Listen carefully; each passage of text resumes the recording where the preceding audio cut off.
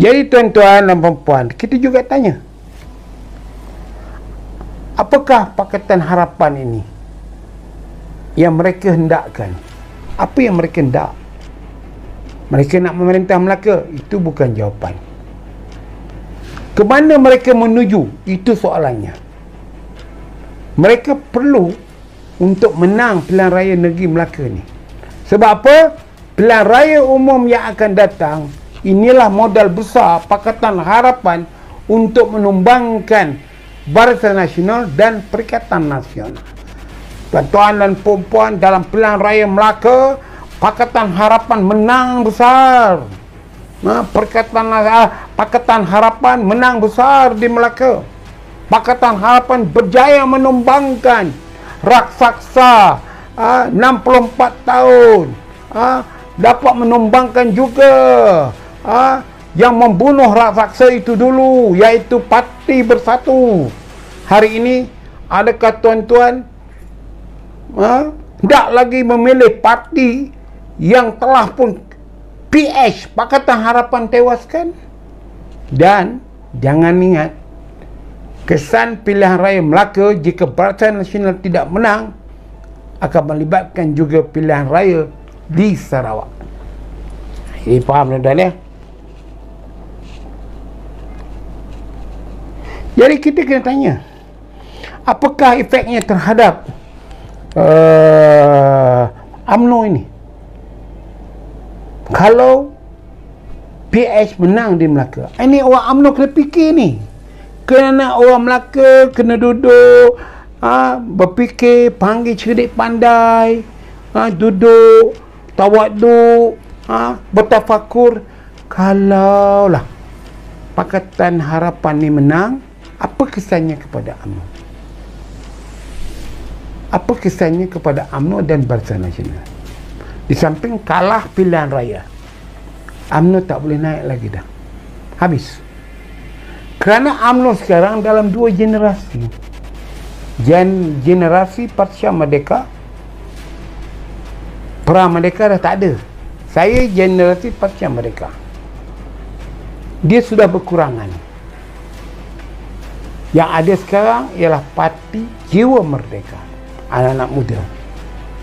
Maka jika Barisan Nasional menang, maka sikap, mentaliti, pemikiran anak-anak Jiwa Merdeka ini akan bertukar, menyokong Parti Pakatan Harapan dan menolak UMNO selama-lamanya. Ini yang patutnya pemikir-pemikir UMNO kena fikir.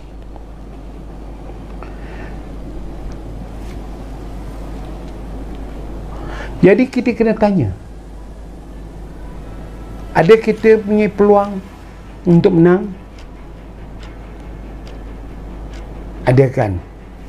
Jadi bagaimana kita nak menang dalam pilihan raya negeri Melaka ni? Sikap pemimpin, sikap ketua, sikap para jeneral, sikap para combat ni. Di Melaka dia panggil pekerja-pekerja politik ni combat.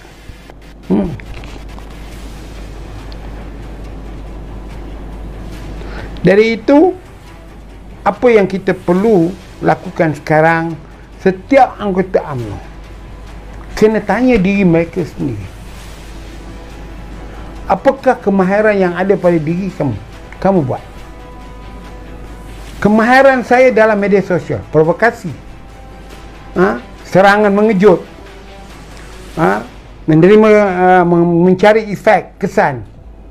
Tetapi apa yang saya buat itu ditafsirkan sebagai membunuh UMNO, tidak berpihak pada UMNO dan sebagainya. Tidak, saya ada kemahiran itu. Jadi contoh, serangan saya kepada pengurusi Badan Perhubungan UMNO Melaka, Abdul Rauf Yusuf, sebagai calon Tanjung Bidara, anda melihat dari segi apa? Apa yang saya tulis, tapi apa yang tersirat anda tidak tahu. Kita cuba untuk membetulkan keadaan itu. Kata sekarang ni nak betulkan level tu, ya? Yang keadaan sengit ni, tak seimbang ni, nak betulkan level supaya tepat. Jadi kita tahu calon ini adalah mempengaruhi. Bila dia bertanding di Tanjung Bidara, personality ini akan mempengaruhi sekurang-kurangnya 20% pengundi. Bukan di Tanjung Bidara, malah di seluruh Melaka, untuk tidak menyokong UMNO, walaupun dia berhasrat untuk menyokong UMNO. Dari itu kita cuba membetulkan, memberitahu dia signal-signal yang berlaku. Tapi isyarat itu mereka tak terima. Isyarat itu mereka tidak proses, mereka tidak bayar. Contoh, apabila saya pergi ke Kuala Linggi semalam, berbual dengan rakyat di Kuala Linggi, bertanya dengan calon BN UMNO di Kuala Linggi ni, bagaimana boleh menang? Oh, dia kata tak bolehlah, kami marah. Apa tu, YB yang dulu tu, arkitek semalam tu baik buat kerja, kenapa dia digugurkan? Antara sebab dia digugurkan kerana dia bertanding ketua bahagian, ni Rauf tak berguna. Contoh dia, contoh.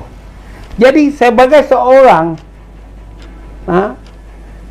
penganalisa, pengamat politik, sebagai seorang yang respon kepada untuk menjernihkan isu, saya tak ada kuasa.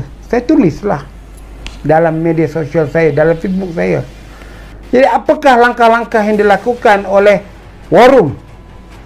Adakah War Room mengambil tindakan yang positif? Contoh dia, memanggil arkitek Ismail itu, membuat penjelasan, disiapkan video klipnya yang baru.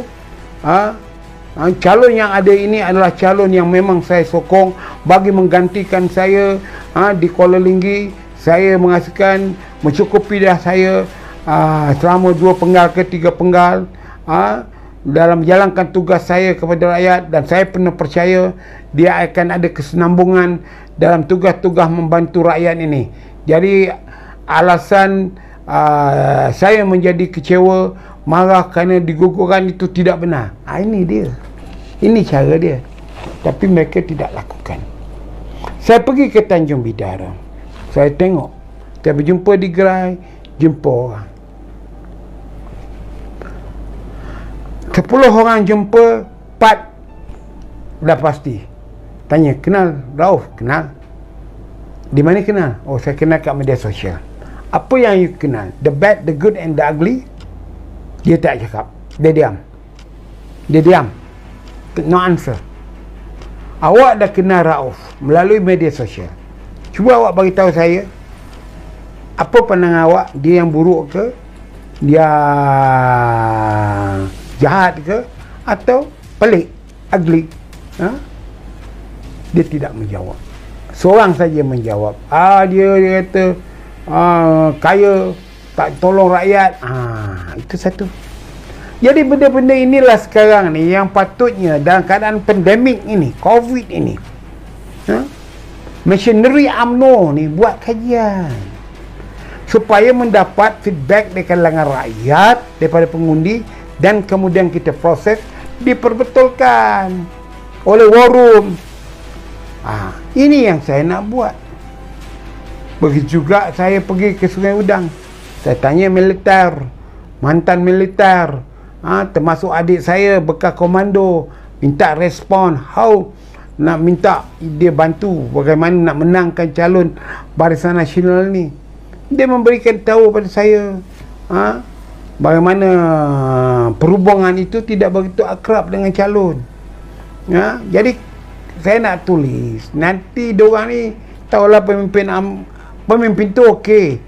Macam Datuk Seri Ali Muhammad Ali, dia okey, dia matang. Tapi macam dia, itu pun saya dah baca, satu macam dia kata, jagalah mulut tu baik, kerana kamu tidak apa dia panggil dia, diapik kan, mana dilayan, nanti pecah mulut. Saya tahu itu ditujukan kepada saya. Jadi apakah standardnya? Sibuk bergambar sini orang ini. Saya tahu dia kawan saya, kan? Jadi kita ni kadang-kadang, itu sebab di dalam menentukan kedudukan kita sebagai anggota parti UMNO ni, soalannya Apa yang ada, yang kamu miliki, gunakan untuk kemenangan. Kalau tak ada apa ilmu, tanya pula apa yang kamu mahu. Tidak jadi salah. Saya nak pasang bendera, saya nak main internet, dan sebagainya. Kita kena belajar taktik perang ni macam-macam. Taktik perang ni macam-macam, tuan-tuan. Di